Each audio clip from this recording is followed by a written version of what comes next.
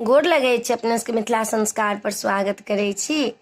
आब पूजा के विधि दै छी जे कोना कोना पूजा करब, कोना कऽ जिनका कथा कहनाहर नहीं छनि हुनका की करथिन ओ मिथिला संस्कार खोलि कऽ हुनका एक एक चीज भेट जेतनि, जे तकथिन से भेट जेतनि, जे नहीं बुझेतनि हमरा कमेंट कऽ कऽ कहब जे एकर बात की हेतै अपने के हम बता देब।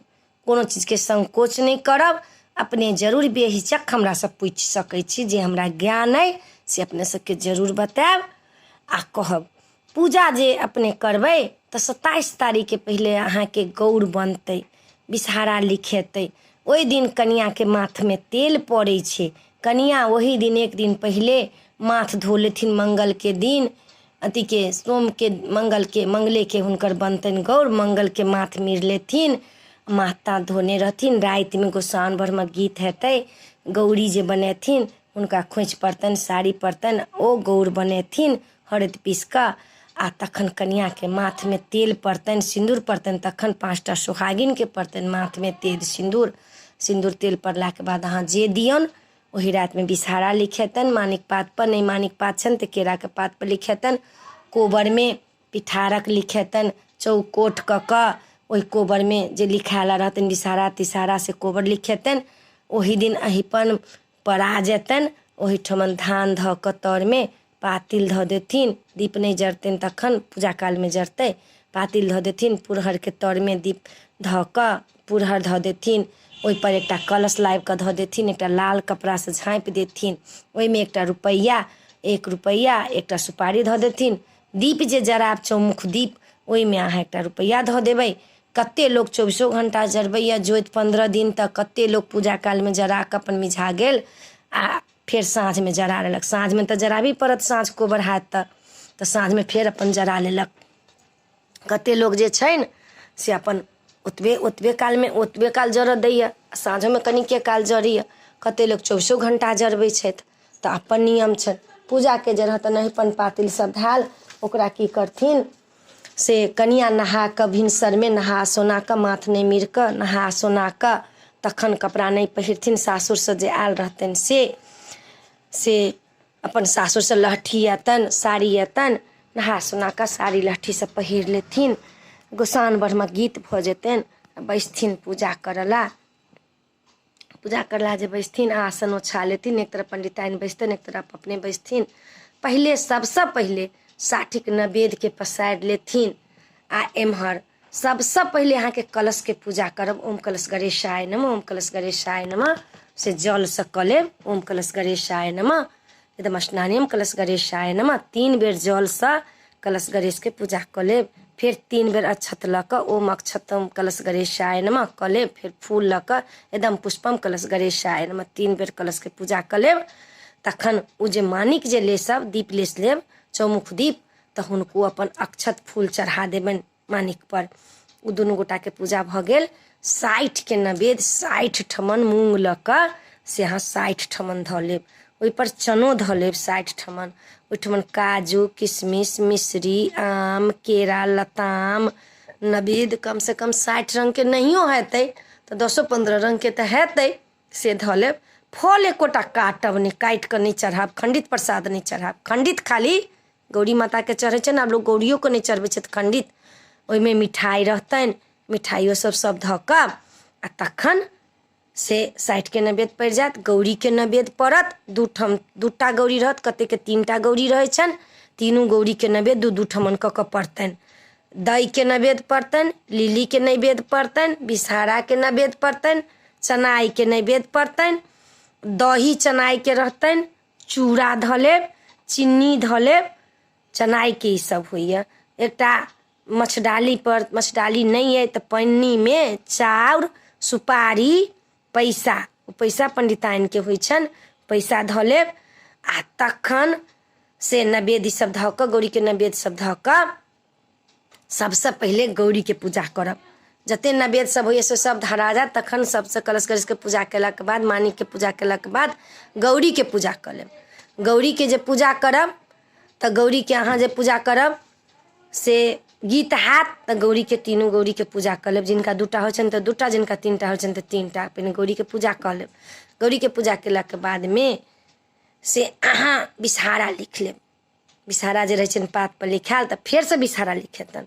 फिर एकटा पर काजर के, एकटा पर सिंदूर के, एकटा पर पिठार के, एकटा पर मेहंदी के, एकटा पर जाही जूही के, 5टा पर 5 चीज से बिसहारा लिखा जेतन।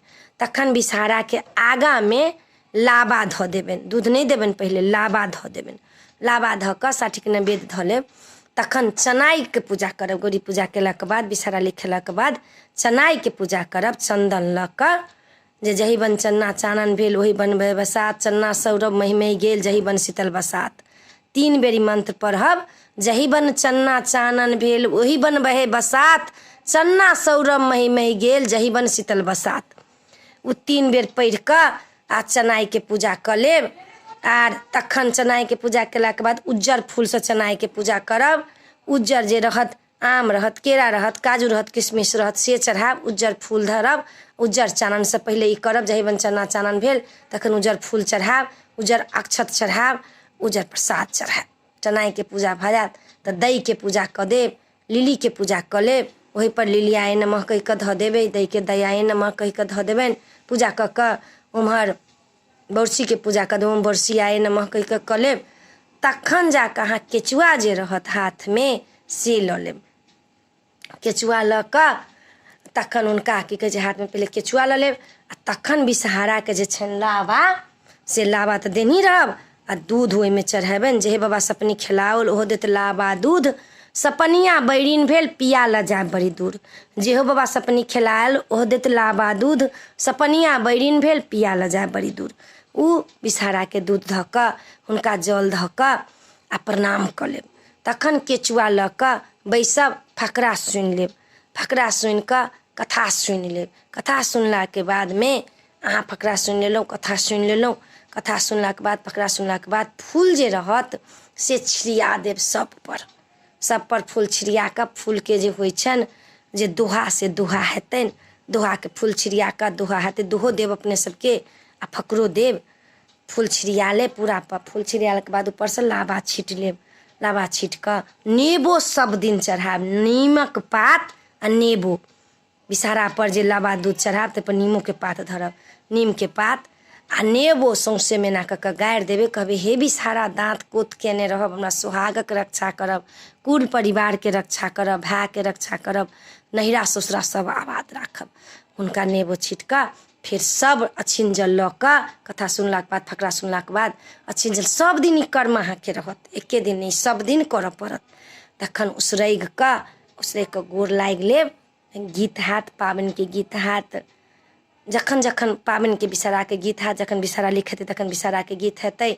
जखन केचुआ कथा भऽ जायत, कथा सुनि लेब तऽ पाबनि के गीत हैत, केचुआ के गीत हैत, नचारी हैत भोला बाबा के, गौरी के पूजा काल में गौरी के गीत हैत। सबके उसरगि लेब, उसरगि कऽ गोर लागि लेब हुनका। ओही ठामन जखन पूजा भऽ जायत गोर लागि लेब सबके।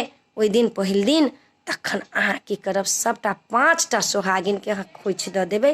पहिले अपने लऽ लेब, तखन 5टा सोहागिन के खोइछ दऽ देब। हुनका सबके खोइछ देलाके बाद में अपनो लऽ लेब। जाकऽ भगवती के गोर लागि लेब, विनती कऽ लेब, गोर लागि लेब।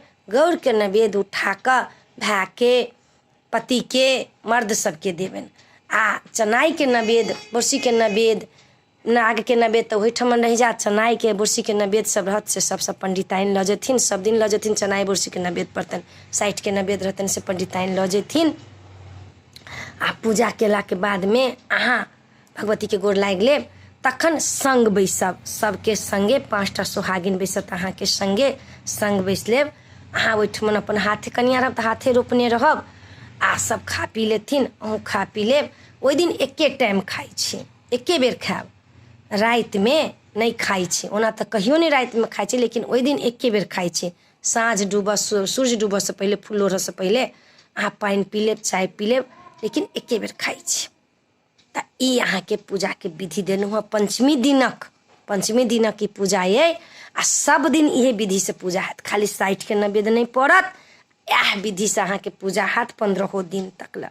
मधुश्रावणी के अखन नहीं देलहुँ हँ, मधुश्रावणी के पूजा के, ई पंचमी के पूजा के दिन के देलहुँ हँ। अपने सबके वीडियो नीक लागत तऽ चैनल के सब्सक्राइब करऽ, लाइक करऽ नहीं बिसरबै, कहऽ के नहीं बिसरबै। सब्सक्राइब तऽ जरूर करबै, दोसरके शेयर करब, नीक लागत तऽ आ हमरा बिसरबै नहि। पिठारक जे ई दै छियै अहिपन तिनको हम अपने सबके कहब जे कोन नियम छै तऽ कहब जरूर। जय मिथिला, जय माता जी।